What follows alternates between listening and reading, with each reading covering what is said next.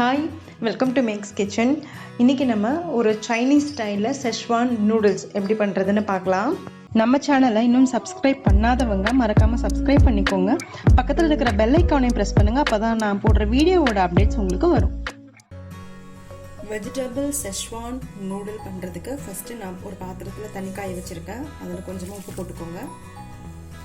போட்டதுக்கப்புறமா noodle வந்து hakka நூடுல்ஸ்னு கிடைக்கும் கடையில்.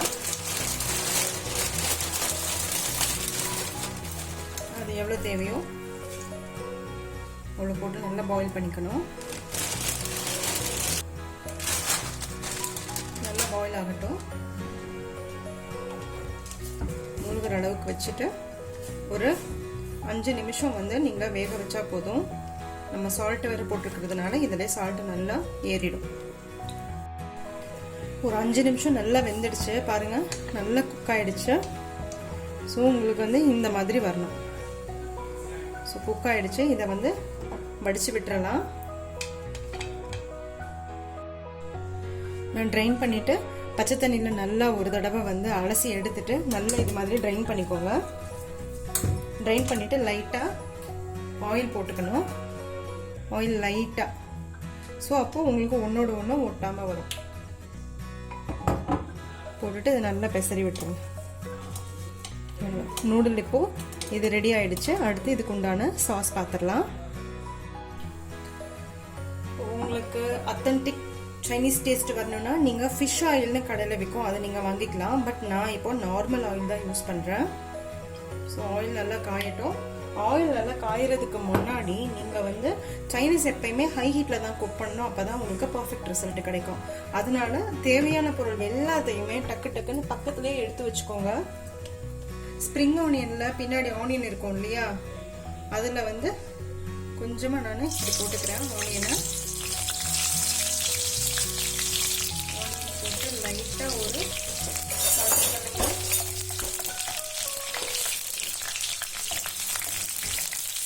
அப்புறமேல இஞ்சி பூண்டு பேஸ்ட்டு கொஞ்சமாக, இஞ்சி பூண்டு பேஸ்ட் இருந்தால் போடுங்க, இல்லாட்டினா இஞ்சி பூண்டு 1-2 தட்டி போட்டுக்கோங்களா.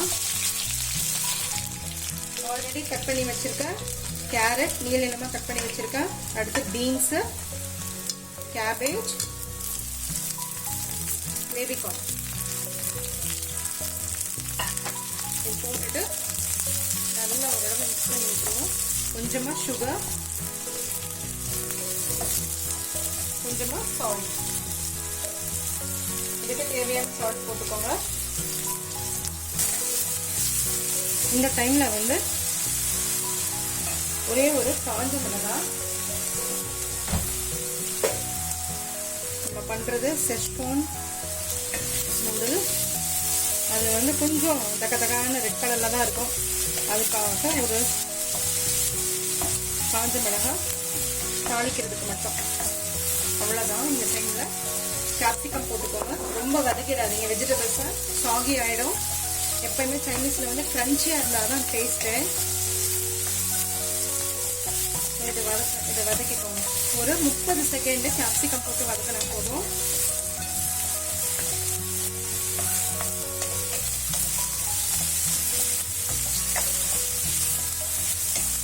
சால்ட்டை ஆட் பண்ணியாச்சு. இந்த டைமில்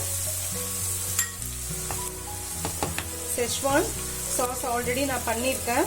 நம்ம சேனல்லையும் ஆல்ரெடி நான் போட்டிருக்கேன், லிங்க் கொடுக்குறேன், வேணும்னா பாருங்கள். செஷ்வான் சாஸை ஒரு 1.5 ஸ்பூன் செஷ்வான் சாஸ் போட்டிருக்கேன்.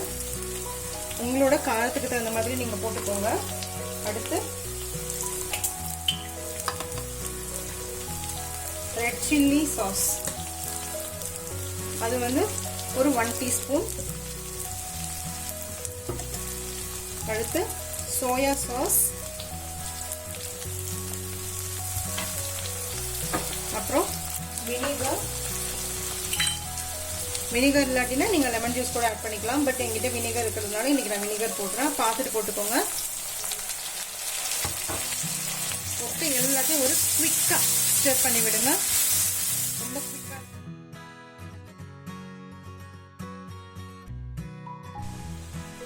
நூடுல் பாருங்கள் சூப்பராக குக் ஆகிடுச்சு.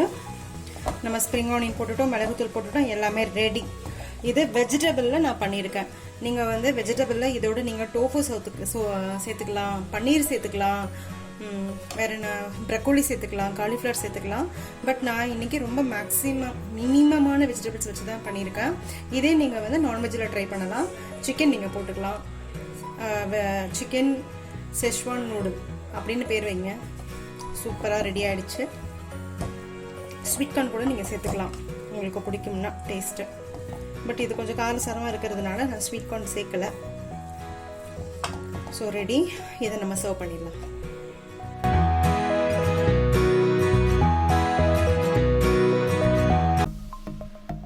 சப்ஸ்கிரைப் பண்ணுங்கள், மறக்காமல் பெல் ஐக்கானை ப்ரெஸ் பண்ணுங்கள். அப்போ தான் நான் போடுற வீடியோஸோட அப்டேட்ஸ் உங்களுக்கு வரும்.